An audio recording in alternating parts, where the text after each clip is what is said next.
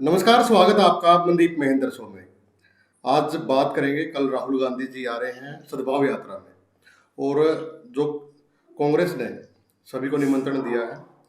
तो मेरे साथ वरिष्ठ पत्रकार महेंद्र सिंह है। सर, स्वागत है आपका। धन्यवाद मनदीप जी।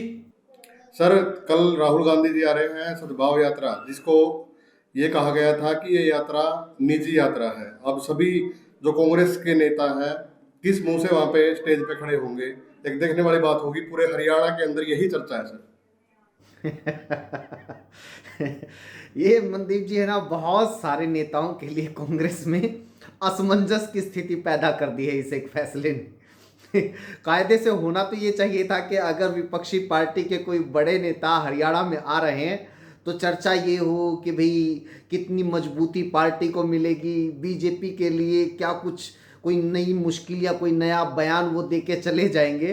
लेकिन चर्चा अब ये हो रही है कि कांग्रेस के भीतर अब इस राहुल गांधी की एंट्री से क्या होगा।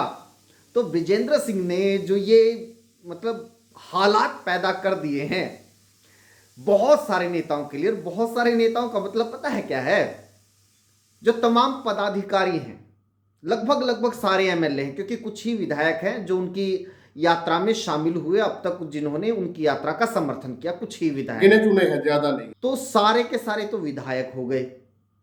अच्छा जी, आपके नेता प्रतिपक्ष भूपेंद्र सिंह हुड्डा हो गए, आपके प्रदेश अध्यक्ष हो गए राव नरेंद्र, आपके प्रदेश प्रभारी हो गए।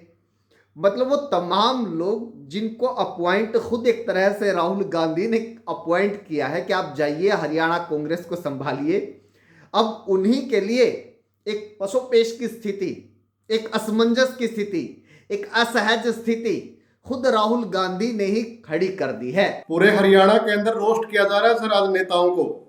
हाँ, खासतौर पर भूपेंद्र सिंह हुड्डा को बहुत रोस्ट किया जा रहा है, क्योंकि उन्होंने अपने एक बयान में ये कह दिया था, हालांकि उन्होंने बाद में बात सुधारी थी, लेकिन जो पहला वाक्य होता है ना, उसी को लोगों ने पकड़ लिया। और ये होता है क्योंकि वो एक इंस्टेंट प्रतिक्रिया थी कि भाई राहुल गांधी अगर आएंगे तो आप यात्रा में जाएंगे। तो उन्होंने कहा कि भाई मैं क्यों जाऊंगा। फिर उसके बाद उन्होंने कहा कि देखिए अगर प्रोग्राम आएगा, शेड्यूल आएगा, कोई जनसभा होगी तो फिर हम जाएंगे। ये बात उन्होंने कही थी, लेकिन वो एक चीज पकड़ ली गई है और उसको लेकर उनको खूब रोस्ट किया जा रहा है। प्रभारी को बहुत रोस्ट किया जा रहा है, और सांसद जयप्रकाश जी को भी, सांसद जयप्रकाश जी को भी काफी रोस्ट किया जा रहा है। हाँ, जयप्रकाश जेपी जी को। अब जयप्रकाश जेपी अभी तक इस यात्रा से एक तो दूरी बनाए हुए हैं, लेकिन अगर कल उस मंच के ऊपर वो जाते हैं, उस मंच के ऊपर वो होते हैं, तब और ज्यादा वो रोस्ट होंगे। क्योंकि अभी तक तो ठीक है कि भाई यात्रा का उन्होंने एक तरह से विरोध किया या बायकॉट लगा लीजिए, अपनी दूरी उन्होंने बना ली, तो वो ठीक है कि भाई उनकी मर्जी है। लेकिन ये सब करने के बाद, बहुत सारी टीका टिप्पणी के बाद, अगर वो वहां पर उस मंच के ऊपर होते हैं तो ये एक तरह से बहुत ही असमंजस की स्थिति बहुत सारे नेताओं के लिए, और जयप्रकाश जेपी के लिए, भूपेंद्र सिंह हुड्डा के लिए, प्रभारी के लिए, खुद प्रदेश अध्यक्ष के लिए बनने जा रही है। लेकिन बात यह है मनदीप जी कि ये तो हो गई एक तरह से ट्रोलिंग, रोस्ट की बात, ये एक तरह से नॉन सीरियस सी बातें हो गई। इसका कोई ज्यादा सा असर होना नहीं है। ये एक तरह से वही है कि जो कांग्रेस में चल रहा है वही चलता रहेगा। जी महेंद्र जी, इसमें एक पॉइंट और मैं जोड़ना चाहूंगा। राहुल गांधी जी सिर्फ यात्रा में नहीं आ रहे, वो एक जनसभा को भी संबोधित कर रहे हैं। हाँ, यही मैं कह रहा हूं, ये बड़ी बात है। अगर वो यात्रा में आते, थोड़ी देर चल के और वो चले जाते, तो वो एक तरह से थोड़ी सी फॉर्मेलिटी टाइप का हो जाता। लेकिन वो आ रहे हैं और जनसभा को संबोधित कर रहे हैं, ये बड़ी बात है।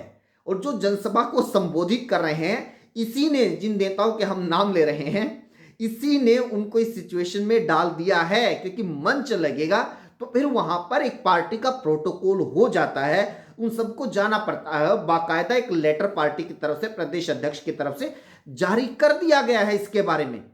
तो ये बड़ी बात है। लेकिन मैं फिर कह रहा हूं कि नजर इस जनसभा और इस यात्रा पर, कम से कम मेरी और बहुत सारे लोगों की ये है कि यहां से हरियाणा कांग्रेस की जो राजनीति है वो क्या दिशा लेने जा रही है।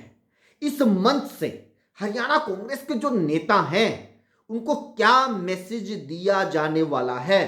यहां पर राहुल गांधी मंच से क्या बोलेंगे और ये तमाम नेता जो अभी तक एक दूसरे के खिलाफ बोल रहे हैं ये मंच से क्या बोलेंगे। हालांकि मैंने बहुत बार देखा है कि ये नेता आपस में एक दूसरे के खिलाफ बयानबाजी भी करते रहते हैं, एक दूसरे से दूरी भी बनाए रहते हैं, लेकिन जब ये एक मंच के ऊपर होते हैं, एक कार्यक्रम में एक साथ होते हैं, तो ये बड़ी अच्छी अच्छी बातें बोलते हैं, एक दूसरे के बारे में बहुत अच्छी अच्छी बातें बोलते हैं। ये पार्टी में एकता होनी चाहिए, एकजुटता से हमें लड़ना चाहिए, एकजुटता की जरूरत है, एक रह के काम करना चाहिए, तमाम नेता ऐसी ऐसी बातें बोलते हैं। लेकिन वो जैसे ही भाषण खत्म होता है, जैसे ही उस कार्यक्रम की जो कुर्सियां हैं वो तय होती हैं, सभी नेता अपने अपने रास्ते निकल जाते हैं। लेकिन यहां से मैं वही कह रहा हूं कि मनदीप जी, महेंद्र जी, जी जो एक सभी को निमंत्रण के लिए हरियाणा कांग्रेस ने एक लेटर निकाला है, उसमें एक लाइन और लिखी गई है, क्योंकि चुनाव चल रहे हैं बहुत सारी जगह, तो भाई जो वो नेता जहाँ पे चुनाव है वो ना आए, वो चुनाव पे फोकस करे। तो कुछ ऐसा भी हो सकता है कि जिन नेताओं का अपन नाम ले रहे हैं, हम नाम ले रहे हैं जिन नेताओं का, कि वो ना पहुंचे, ऐसा हो सकता है, क्योंकि उनको पता है कि ट्रोल में होंगे।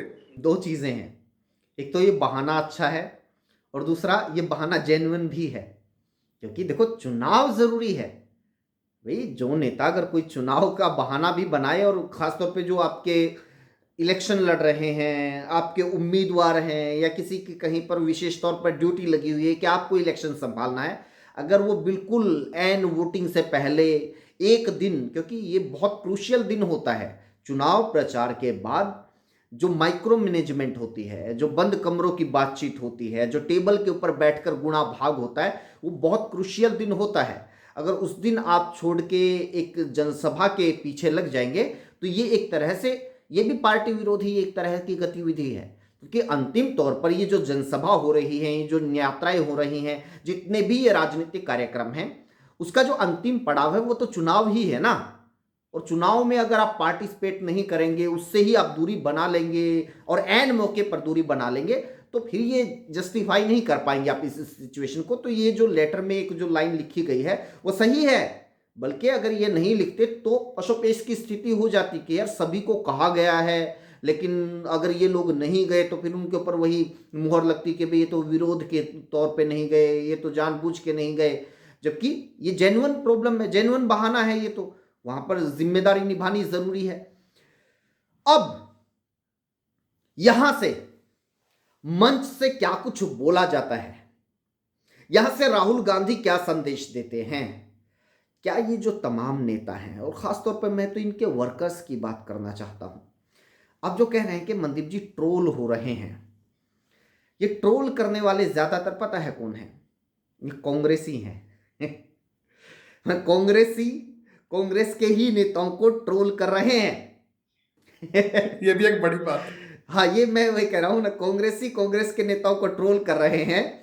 तो ये क्या ये लोग एकजुट हो पाएंगे? क्योंकि अब तो एक मंच के ऊपर ये सारे हो आ गए हैं। और मैं एक बहुत ही ना जेन्युइन दर्द बताता हूं, जो है ना गंभीर वर्कर हैं कांग्रेस के, उनको दर्द होता है इस बात से जब ये नेता आपस में लड़ते हैं, जब ये जो कार्यकर्ता ना कुछ होते हैं ट्रोल टाइप के, क्योंकि ये सोशल मीडिया का ज़माना ऐसा है, मज़े लेने की आदत सभी को है, सभी को लगता है कि भाई मैं है ना अपने नेता की हाजिरी मारने के लिए अगर दूसरे को ज़्यादा छोटा दिखाऊंगा, गालियां ज़्यादा दूंगा, तो मैं अपने नेता का बड़ा भक्त बन पाऊंगा, मैं दिखा पाऊंगा कि मैं हूँ जी आपका ओरिजिनल भक्त। लेकिन जो गंभीर वर्कर हैं, जो चाहते हैं कि कांग्रेस का कुछ भला हो, तो वो अपने इन नेताओं की इस आदत से भी दुखी हैं और कार्यकर्ताओं की आदत से भी दुखी हैं। उन लोगों को सच में ही इस बात से खुशी हो रही होगी कि चाहे बेशक किसी भी स्थिति में ये नेता एक मंच के ऊपर आए, लेकिन ये अच्छी बात है। और मैं तो कहता हूं कि सिर्फ राहुल गांधी आए हैं तभी ऐसा नहीं होना चाहिए। जिस तरह से मैं कह रहा हूं कि बीजेपी उनके मुख्यमंत्री तक के कार्यक्रम ऊपर से आते हैं, उनके संगठन के कार्यक्रम ऊपर से आते हैं, भाई ऊपर से आपकी राष्ट्रीय कार्यकारिणी की तरफ से बाकायदा ऐसे कार्यक्रम आने चाहिए कि जिसके जरिए, जिसके बहाने ये नेता महीने 2 महीने में एक साथ बैठ सके, ये जरूरी नहीं है कि भी राहुल गांधी ही आए तो ही ये लोग एक मंच के ऊपर आए। आपको एक ऐसी व्यवस्था, ऐसे कार्यक्रम, ऐसी टास्क सब कुछ देनी चाहिए अपनी स्टेट कार्यकारिणी को, अपनी स्टेट लीडरशिप्स को, कि भाई आप लोग आपस में बैठें किसी एक मुद्दे के ऊपर, चाहे वो धरना प्रदर्शन हो, वो चाहे किसी भी तरह का सम्मेलन हो, वो किसी भी तरह की रैली हो, हमें आप तमाम लोग एक मंच के ऊपर दिखने चाहिए। उससे क्या होगा कि जो कार्यकर्ता लोग हैं ना, ये आपस में एक दूसरे को ट्रोल कर रहे हैं, इनको आपस में एक दूसरे से मिलने का, एक दूसरे से इंटरेक्शन करने का एक मंच मिलेगा, एक स्पेस मिलेगा। इन लोगों के भीतर भी जो मन मुटाव होता है, एक दूसरे की टांग खिंचाई की एक जो भावना होती है, वो कम होगी जब ये लोग एक साथ एक सभागार में कहिए या एक मैदान में नारे लगाएंगे अपनी पार्टी के लिए। तो इनके भीतर भी एक भावना जाएगी कि हम किसी पार्टी के कार्यकर्ता, किसी एक नेता के कार्यकर्ता नहीं हैं। जी महेंद्र जी, लेकिन ये कांग्रेस के कार्यकर्ता, एक चीज और हो सकती है, अगर वहां पे कल किसी नेता के खिलाफ हुटिंग होती है, बड़े नेता के खिलाफ, तो क्या रिएक्शन जाएगा, किस पे ये ब्लेम आएगा कि हुटिंग करवा दी या फिर कैसे? ये तो मैं कह रहा हूं कि ये तो फिर बहुत बहुत ही गंभीर स्थिति हो जाएगी। और ये इस आज की तारीख में कांग्रेस है ना ऐसी सिचुएशन पे है कि भाई इसके बाद क्या होने जा रहा है, किस दिशा में पार्टी जाएगी। क्योंकि ये 5 राज्यों की जो विधानसभा चुनाव हैं, इसमें बेशक कांग्रेस के लोग हैं ना एक तरह से अपने लिए कुछ ना कुछ अच्छा निकाल लेते हैं ना, हार के बाद भी, कि जी देखो हमारा वोट परसेंट बढ़ा जी, देखो पिछली बार से तो ज्यादा वोट आए हैं। तो इस तरह से कांग्रेस के नेताओं ने एक चीज तो निकाल ली कि जी देखो हम तो ना पहले 3 स्टेट में हमारी सरकार थी, अब 4 में हो गई है। लेकिन सच्चाई ये कि 5 राज्यों में इलेक्शन था, 4 में आप हारे हैं, बुरी तरह हारे हैं, मुकाबले में कहीं नजर नहीं आए हैं। तो इस बात के ये जो झटका लगा है और लोगों के जहन में जो एक मैसेज गया है कि बीजेपी अगर बंगाल जैसा बहुत ही क्रुशियल, बहुत ही कॉम्प्लेक्स, बहुत ही मुश्किल स्टेट जहां पर ममता बनर्जी जैसी लीडर हैं, उस स्टेट को जीत सकती है, तो फिर बीजेपी कुछ भी कर सकती है। यहां तक कि पंजाब के बारे में भी कयास लगने लगे हैं कि भी अगर बंगाल जीत लिया तो क्यों नहीं पंजाब में जीत जाए, चाहे बेशक कितना विरोध हो। तो ये चीजें हैं ना कि भी बीजेपी की तरफ एक लोगों का झुकाव या बीजेपी और जो कॉन्फिडेंस, और कांग्रेस से एक तरह से ये लग रहा है, मैं कह रहा हूं, मैं पिछले कुछ दिनों से देख रहा हूं कि जो लोग कांग्रेस के मतलब कट्टर भक्त, और मीडिया में भी ये होता है ना कि भी एक विपक्ष के पक्ष के पत्रकार और एक सरकार के पक्ष के पत्रकार, वो लोग भी जो एक तरह से यूं माना जाता है कि कांग्रेस को हर तरह से कवर फायर देते हैं, वो लोग भी कांग्रेस लीडरशिप और कांग्रेस की जो ये चुनावी चूक है इसके ऊपर सवाल उठाते हैं।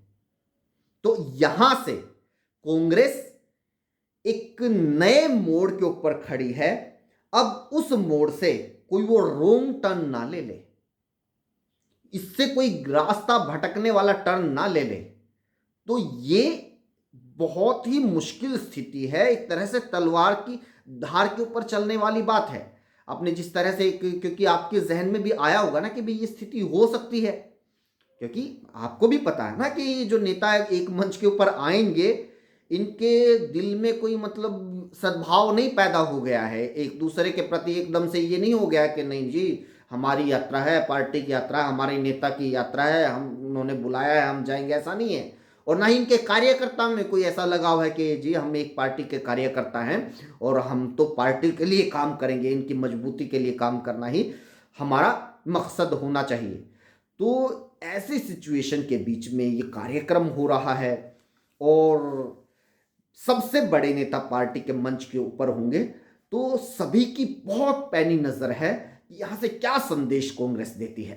जी धन्यवाद सर बातचीत करने के लिए।